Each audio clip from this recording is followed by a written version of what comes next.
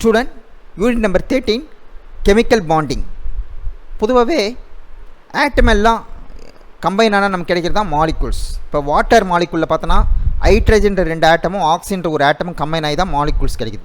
இது எது போன்றிருக்கு அப்படின்னா ஃப்ளவர்ஸ் எல்லாம் த்ரெட்டில் கட்டி ஒரு மாலையாக உருவாக்குற மாதிரி நிறைய ஆட்டம் கம்பைன் ஆனால் நமக்கு கிடைக்கிறது தான் மாலிகுல்ஸ். அப்போ மாலிகுலுக்கிடையே கெமிக்கல் பாண்டிங் வந்து ஃபார்ம் ஆகும். பாண்டிங்னா லிங்கேஜ், 2 ஆட்டத்துக்கிடையே ஒரு லிங்கேஜ் ஃபார்ம் ஆகும். இந்த கெமிக்கல் பாண்டிங்கை பற்றி நிறையா தேரிஸ் இருந்தாலும் அதில் முக்கியமான தேரி எதுன்னு பார்த்தோன்னா Kossel Lewis approach to chemical bonding. So இந்த கெமிக்கல் பாண்டிங் படி பார்த்திங்கன்னா, இந்த கான்செப்ட் படி பார்த்திங்கன்னா, நோபல் கேஸ், அதாவது நோபல் கேஸ்னால் இது helium, neon, argon, krypton, xenon, radon, இதெல்லாம் வந்து அட்மாஸ்பியரில் வந்து இருக்கக்கூடிய கேஸ், அதாவது ரேர் கேஸ்ன்னு சொல்லுவாங்க. ரொம்ப ரொம்ப குறைவாக இருக்கிறதுனால ரேர் கேஸ்ன்னு சொல்லுவாங்க. ஸோ இது வந்து எலக்ட்ரானை கெயினும் பண்ணாது, லாஸும் பண்ணாது, ஸ்டேபிள் எலக்ட்ரானிக் கான்ஃபிகரேஷன். ஏன்னா அதனுடைய ஆர்பிட்டால் எல்லாமே கம்ப்ளீட்டாக ஃபில் ஆகிடும்.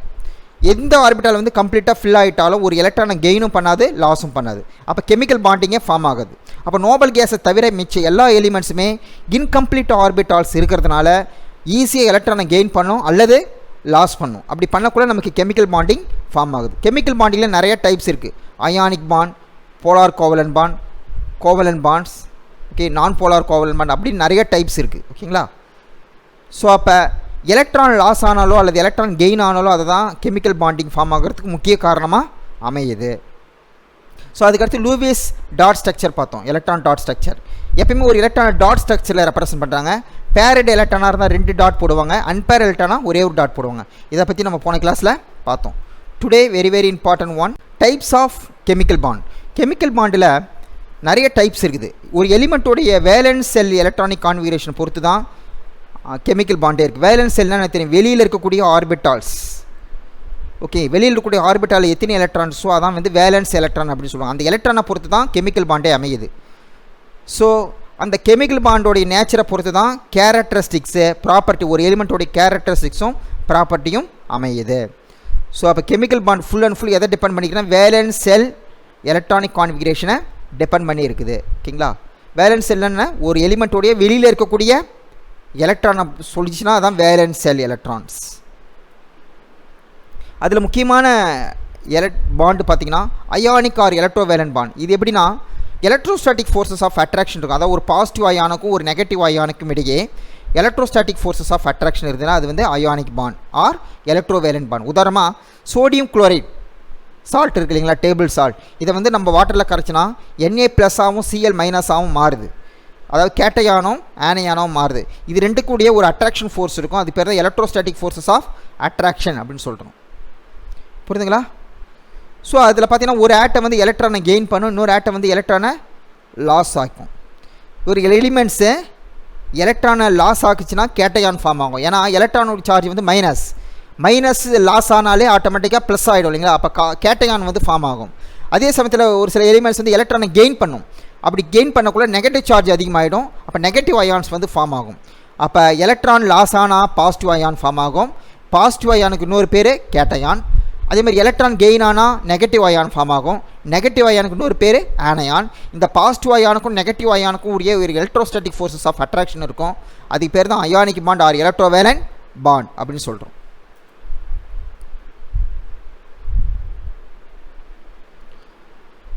So bond is between the ions. 2 அயானுக்கு இடையே உள்ள பாண்டு தான், கேட்டையான் ஆனையானுக்கு இடையே உள்ள பாண்டு தான் எலக்ட்ரோவேலன்ட் பாண்ட் அப்படின்னு சொல்கிறாங்க. ஸோ இந்த எலக்ட்ரோவேலன்ட் பாண்டு எதை பற்றி சொல்லுதுன்னா வேலன்ஸ் கான்செப்ட், வேலன்ஸ் இருக்கக்கூடிய எலக்ட்ரானை பற்றியும் சொல்கிறதுனால இது எலக்ட்ரோவேலன்ட் பாண்ட் அப்படின்னு சொல்கிறோம். Next, formation of ionic bond. எப்படி வந்து ஒரு ionic bond or electrovalent bond form ஆகுதுன்னா, ஏன்னு ஒரு ஆட்டம் எடுத்துக்கிறோம், 2 ஆட்டம் எடுத்துக்கிறோம். ஏன்னு ஒரு ஆட்டம், இன்னொன்று வந்து பின்னு ஒரு ஆட்டம். ஏ என்ற ஆட்டத்துக்கு வந்து எலக்ட்ரான் வந்து எக்ஸஸாக இருக்குது.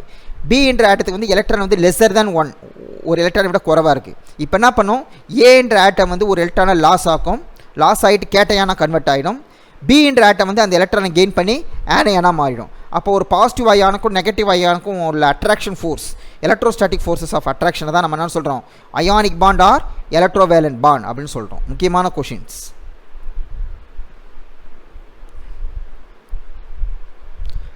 ஃபார்மேஷன் ஆஃப் அயானிக் பாண்டில் பொதுவாகவே அயானிக் பாண்ட் எங்கே இருக்குன்னா மெட்டல், நான் மெட்டல் ரெண்டுலேயுமே இருக்கும். உங்களுக்கு தெரியும் எஸ் பிளாக் எலிமெண்ட்ஸில் இருக்கக்கூடியது எல்லாமே மெட்டல்ஸ், பி பிளாக் எலிமெண்ட்ஸில் இருக்கக்கூடியது எல்லாமே நான் மெட்டல்ஸ். ஸோ அப்போ மெட்டலுக்கும் நான் மெட்டலுக்கும் இடையே அயானிக் பாண்ட்ஸ் இருக்கும். ஸோ அந்த காம்பவுண்டில் எந்த காம்பவுண்டில் வந்து அயானிக் பாண்ட் ப்ரெசென்ட் ஆகிருக்கோ அதை என்னன்னு சொல்லுவோம், அயானிக் காம்பவுண்ட்ஸ் அப்படின்னு சொல்கிறோம். ஸோ பீரியாடிக் டேபிளில் குரூப் 1 குரூப் 2ல் குரூப் 1னா உங்களுக்கு தெரியும் அல்கலை மெட்டல், குரூப் 2னா அல்கலைன் எர்த் மெட்டல். ஓகேங்களா, இது ரெண்டும் ஃபார்ம் ஆகக்குள்ளே நமக்கு அயானிக் பாண்ட் கிடைக்குது. இது ரெண்டுமே நான் மெட்டலோட ரியாக்ட் ஆனால் நமக்கு கிடைக்கிறது தான் அயானிக் பாண்ட்ஸ். ஒரு ஆட்டம் வந்து ஒரு எலக்ட்ரானை கெயின் பண்ணாலோ அல்லது லாஸ் ஆக்கினாலோ நமக்கு கிடைக்கிறது எலக்ட்ரோவேலன்ட் பார் ஆர் எலக்ட்ரோவேலன்ஸ் அப்படின்னு சொல்கிறோம்.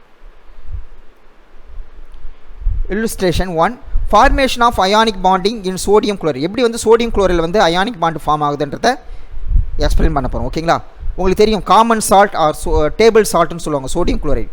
சோடியம் குளோரைடு வந்து வாட்டரில் கரைச்சிங்கன்னா நமக்கு கிடைக்கிறது Na+ கேட்டையானும் Cl- ஆனையானும் கிடைக்கும். பொதுவாகவே சோடியத்துடைய அட்டாமிக் நம்பர் பார்த்தீங்கன்னா 11. ஸோ இந்த 11 எப்படி போடலாம் அப்படின்னா எலக்ட்ரானிக் கான்ஃபிகரேஷன் K ஷெல்லில் 2 எலக்ட்ரானும் L ஷெல்லில் 8 எலக்ட்ரானும் போடுவீங்க. அப்போ 2 + 8 10 எலக்ட்ரான், ரிமைனிங் 1 எலக்ட்ரானை M ஷெல்லில் போடுவீங்க இல்லைங்களா. அப்போ வேலன்ஸ் எலக்ட்ரான் என்ன 1. இது என்ன பண்ணும், ஒரு எலக்ட்ரான் லாஸ் ஆகிட்டு நோபல் கேஸ் கான்ஃபிகரேஷனாக மாறிடும். எது நோபல் கேஸ்னால் நியானுக்கு அட்டாமிக் நம்பர் பார்த்தீங்கன்னா 10. அப்போ 11 அட்டாமிக் நம்பர் இருந்த ஒரு சோடியம் ஒரு எலக்ட்ரானை லாஸ் ஆகிட்டு 10ன்னு வந்துடும், நியான் கான்ஃபிகரேஷன் வந்துடும். ஓகேங்களா, அப்போ Na வந்து என்ன மாறிடும், ஒரு எலக்ட்ரான் லாஸ் ஆனதுனால Na+ன்னு கன்வெர்ட் ஆகும், கேட்டையானா மாறிடும். குளோரின் பார்த்தீங்கன்னா அட்டாமிக் நம்பர் 17. அப்போ எப்படி எலக்ட்ரானிக் கான்ஃபிகரேஷன் எதுனா K ஷெல்லில் 2 எலக்ட்ரான் போடுவீங்க, L ஷெல்லில் 8 எலக்ட்ரான் போடுவீங்க. அப்போ 2 + 8 10 எலக்ட்ரான், ரிமைனிங் 7 எலக்ட்ரான் வந்து M ஷெல்லில் போடுவீங்க. அப்போ வேலன்ஸ் எலக்ட்ரான் 7. இதில் குளோரின் ஆட்டம் வந்து பார்த்திங்கன்னா சோடியம் லாஸ் ஆகக்கூடிய ஒரு எலக்ட்ரானை கெயின் பண்ணிக்கிட்டு 17 + 1 18 எலக்ட்ரானிக் கான்ஃபிகரேஷன் வரும். 18ன்றது வந்து எதனுடைய கான்ஃபிகரேஷன், நோபல் கேஸ் அதாவது ஆர்கானோடைய எலக்ட்ரானிக் கான்ஃபிகரேஷனாக கன்வெர்ட் ஆகிடும். மறுபடியும் சொல்கிறேன் பாருங்கள், சோடியத்துடைய அட்டாமிக் நம்பர் வந்து 11. இது ஒரு எலக்ட்ரானை லாஸ் ஆகிட்டு நியான் கான்ஃபிகரேஷன் வந்துடும். குளோரின் பார்த்தீங்கன்னா ஒரு எலக்ட்ரானை கெயின் பண்ணிக்கிட்டு 17 ஒன்று ஆட் பண்ணிங்கன்னா 18 எலக்ட்ரான்ஸாக மாறும். 18ன்றது வந்து ஆர்கானோடைய கான்ஃபிகரேஷன், ஆர்கானோ ஒரு நோபல் கேஸ். அப்போ ரெண்டுமே நோபல் கேஸாக கன்வெர்ட் ஆகுது. அப்போ நமக்கு ஒரு ஸ்டேபிள் எலக்ட்ரானிக் கான்ஃபிகரேஷன் கிடைக்குது. So the chlorine has the tendency to gain 1 electron to acquire a stable electronic configuration forming chloride ion. அப்போ Cl வந்து ஒரு எலக்ட்ரானை கெயின் பண்ணால் Cl- கன்வெர்ட் ஆகுது. அப்போ Na+ம் Cl- கம்பைன் பண்ணினா நமக்கு கிடைக்கிறதா NaCl. அதாவது ஒரு பாசிட்டிவ் சார்ஜும் ஒரு நெகட்டிவ் சார்ஜும் என்ன ஆகிடும், நியூட்ரல் ஆகி NaClன்ற ஒரு கிறிஸ்டல்ஸ் கிடைக்குது. கெமிக்கல் பாண்டிங் ரெண்டாக பிரிக்கிறோம், strong bond and weak bond. Strong பாண்டை ஃபர்தராக கிளாஸிஃபை பண்ணுறாங்க, ionic bond, covalent bond, coordinate bond, metallic bonds. Weak பாண்டை ரெண்டாக பிரிக்கிறோம், hydrogen bond and van Waals interactions. Formation of ionic bonding in sodium chloride. அதில் இந்த சோடியம் அயான் வந்து ஒரு எலக்ட்ரான் லாஸ் ஆகுது, குளோரின் அயான் வந்து ஒரு எலக்ட்ரானை கெயின் பண்ணி ஆக்டேட் எலக்ட்ரானிக் கான்ஃபிகரேஷன், அதாவது வேலன்ஸ் செல்லில் வந்து 8 எலக்ட்ரான் வர்ற மாதிரி உருவாக்கிக்கும். ஓகேங்களா, அப்போ சோடியத்துக்கு பார்த்தோன்னா வேலன்ஸ் செல்லில் 8 எலக்ட்ரான் வந்துடும், குளோரினுக்கும் 8 எலக்ட்ரான் வந்துடும். இங்கே பாருங்கள், இமேஜ் கொடுத்துருக்காங்க பாருங்கள். சோடியத்துடைய அட்டாமிக் நம்பர் வந்து 11. அப்போ நம்பர் ஆஃப் எலக்ட்ரான் எத்தனை இருக்கும், 11 இருக்கும். நம்பர் ஆஃப் புரோட்டானும் 11 இருக்கும். எலக்ட்ரானிக் கான்ஃபிகரேஷன் வந்து 2 8 1. K ஷெல்லில் 2 எலக்ட்ரான் ஃபில் பண்ணுவீங்க, L ஷெல்லில் 8 எலக்ட்ரான் ஃபில் பண்ணுவீங்க, M ஷெல்லில் 1 எலக்ட்ரான் ஃபில் பண்ணுவீங்க. இது என்ன பண்ணும், குளோரினில் ஒரு எலக்ட்ரானை டொனேட் பண்ணும். அப்போ குளோரினுக்கு அட்டாமிக் நம்பர் வந்து 17, நம்பர் ஆஃப் எலக்ட்ரான் வந்து 17. எலக்ட்ரானிக் கான்ஃபிகரேஷன் இதுக்குள்ளே K ஷெல்லில் 2 electron, L ஷெல்லில் 8 electron, M ஷெல்லில் 7 electron. இப்போ சோடியம் வந்து ஒரு எலக்ட்ரான் லாஸ் ஆனதுனால Na+ மாறிடும், அதாவது 2,8 அப்படின்னு மாறிடும். குளோரின் வந்து ஒரு எலக்ட்ரானை கெயின் பண்ணியதுனால முன்னாடி பார்த்தீங்கன்னா 2,8,7 இருக்கும். இப்போ என்னாவும் ஒரு எலக்ட்ரானை கெயின் பண்ணதுனால 2,8,8 அப்படின்னு மாறிடுது. அப்போ ரெண்டுமே 8 8ன்னு முடியுது பாருங்கள். சோடியத்துக்கும் 8ல் முடியுதுங்களா வேலன்ஸ் எலக்ட்ரான், குளோரினுக்கும் 8ல் முடிகிறதுனால இது பேர் வந்து ஆக்டேட் ரூல் அப்படின்னு பேர், ஆக்டேட் எலக்ட்ரானிக் கான்ஃபிகரேஷன் அப்படின்னு சொல்கிறோம். ஸோ எக்ஸாம்பிள் 2வில் பார்த்தீங்கன்னா formation of ionic bond in magnesium chloride, MgCl2ன்னு சொல்லுவாங்க. உங்களுக்கு தெரியும் மெக்னீசியத்துடைய அட்டாமிக் நம்பர் 12. 12 எப்படி போடுவீங்கன்னா K ஷெல்லில் 2 எலக்ட்ரானும், L ஷெல்லில் 8 எலக்ட்ரானும், M ஷெல்லில் 2 எலக்ட்ரானும் போடுவீங்க. அப்போ அவுட்டர் எலக்ட்ரானிக் கான்ஃபிகரேஷன் 2. இந்த 2 எலக்ட்ரான் என்ன ஆகும், லாஸ் ஆனதும் நியான் கான்ஃபிகரேஷன் வந்துடும். நியான்னா என்ன கான்ஃபிகரேஷன் 10. அப்போ 2 + 8 = 10 வந்துடுதுங்களா. ஸோ அப்போ மெக்னீசியம் வந்து 2 எலக்ட்ரான் லாஸ் ஆனால் Mg2+ கேட்டையானா மாறிடுது. குளோரின் பார்த்தீங்கன்னா 2 எலக்ட்ரானை கெயின் பண்ணதுனால ஓகே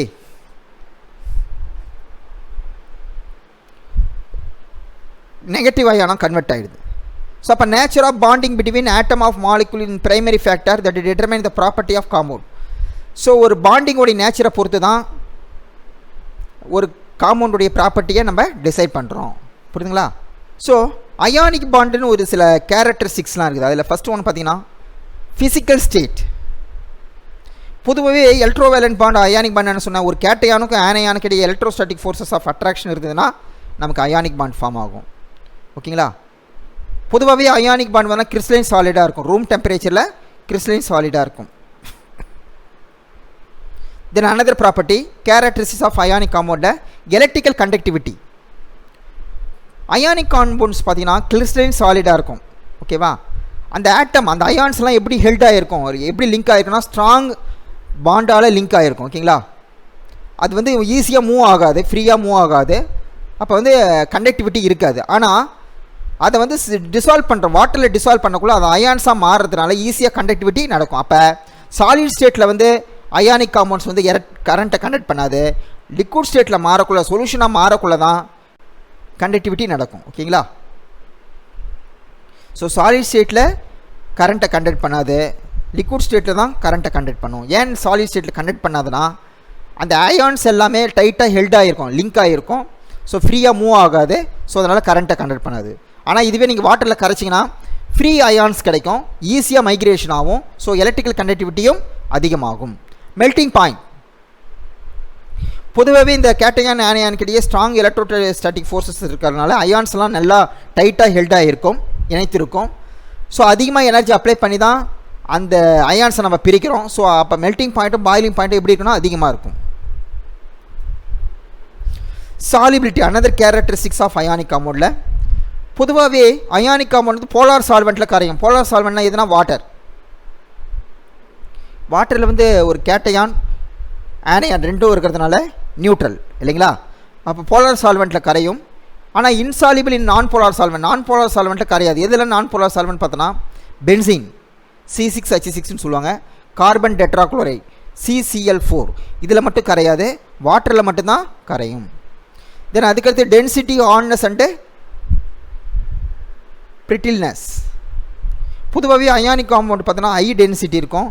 ஏன்னு கேட்டிங்கன்னா இந்த அயான்ஸ் எல்லாம் நல்லா ஸ்ட்ராங்காக ஹெல்ட் ஆகிருக்கு, எலக்ட்ரோஸ்டாட்டிக் ஃபோர்ஸஸால் லிங்க் ஆகிருக்கிறதுனால அதனோட டென்சிட்டி அதிகம். They are highly brittle. Student ஒரு வீடியோ ப்ளே பண்ண ரொம்ப யூஸ்ஃபுல்லாக இருக்கும். Thank you. Chemical bonding. Almost everything we see or touch in our daily life is the result of a chemical bond. The air we breathe, the food we eat,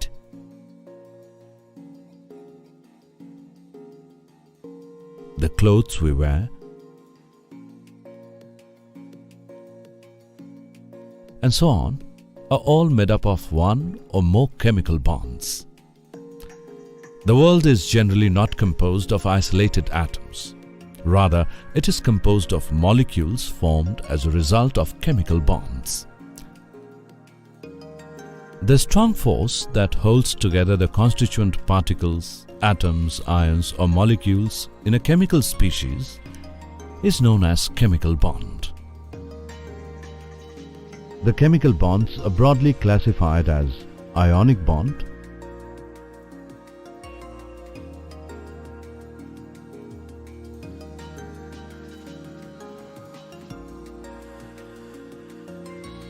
and covalent bond. Let us discuss these chemical bonds in detail in this module. The bonding which results due to the complete transfer of valence electrons between atoms is called ionic bonding. It is a type of chemical bond that generates two oppositely charged ions. Ionic bonding is observed because metals have few electrons in its outermost orbital. By losing those electrons, these metals can achieve noble gas configuration and satisfy the octet rule. Similarly, non-metals that have close to 8 electrons in its valence shell tend to readily accept electrons to achieve its noble gas configuration. In ionic bonding, more than one electron can be donated or received to satisfy the octet rule. Sodium metal has electronic configuration as 2, 8 and 1. It has one electron more than a stable noble gas structure. If it gives away that electron, it would become more stable. On the other side, chlorine has electronic configuration as 2, 8 and 7. It has one electron short of a stable noble gas structure. If it could gain an electron, it too would become more stable. Thus, the sodium atom donates its valence electron to achieve stable octet configuration.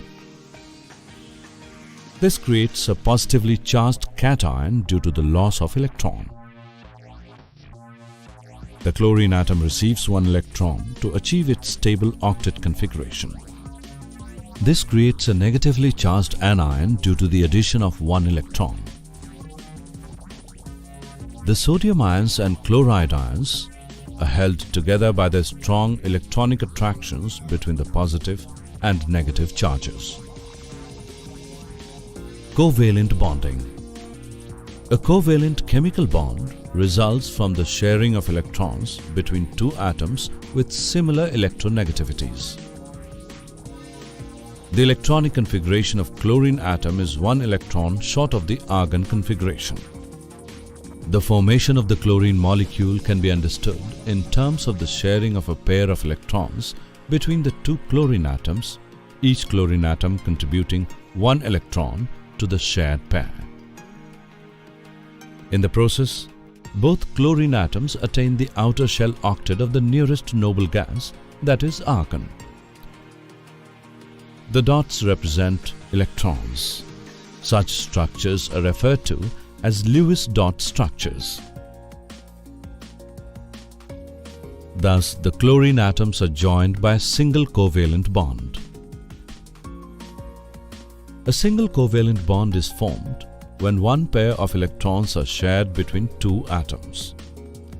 It is depicted by a single line between the two atoms. A double bond is formed when two atoms share two pairs of electrons with each other. It is depicted by two horizontal lines between two atoms in a molecule. This type of bond is much stronger than a single bond, but less stable. This is due to its greater amount of reactivity compared to a single bond. For example, in the carbon dioxide molecule, we have two double bonds between the carbon and oxygen atoms. When three pairs of electrons are shared between two atoms in a molecule, a triple bond is formed. It is the least stable out of the three general types of covalent bonds. The two carbon atoms in the ethyne molecule are joined by a triple bond.